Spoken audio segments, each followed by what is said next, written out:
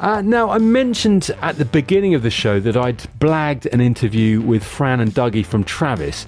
I wanted to find out more about their early days, how they started out, and what advice they'd give to new bands and artists trying to make it in the music industry. You'll have to excuse the noise because we were outside a pub, which I think is very rock and roll. Here's Fran and Dougie. Hey, this is Fran. And this is Dougie. We're from Travis. And advice for any band that are unsigned would be just stick to what you know. Don't write about what you don't know in your songs. I asked them what else a band can do when they're still unsigned to sort of make the most of the freedom that they have. And here's what Dougie said. If you're unsigned, you've probably got time in your hands. So use that time to write, because once you get signed, you'll have no time. Yeah. Right, so write as many songs as you can. We went 6 years without a deal, and so that was a long time to go. So we had a lot of time to write a lot of songs. I thought it was quite reassuring to know that actually Travis found it quite hard to get a record deal as well. And if you're in a band, if you're thinking you want to make it in the music industry and you're finding it hard to get a foot in the door, I spoke to Fran about this and his story about how Travis started out and a little bit more advice.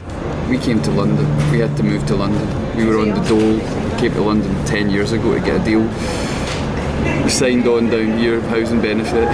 Within 3 months we had a record deal, but we also had a clear vision of what we wanted to do. If you can, try and get maybe a publishing deal first. If you can't get a record deal, go for a publishing deal, and then that's your foot into the industry. In the current music climate, so much of a band's success, I think, seems to rely upon their ability to put on a great show, a great performance.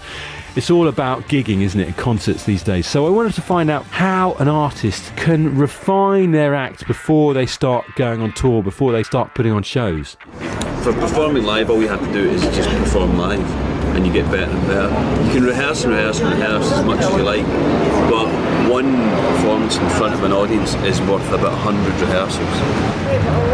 Definitely, you will know whether a song is shit or not when you play it live, because you see people instantly reacting to it, and people kind of going, no, that's not good, or no, that's great.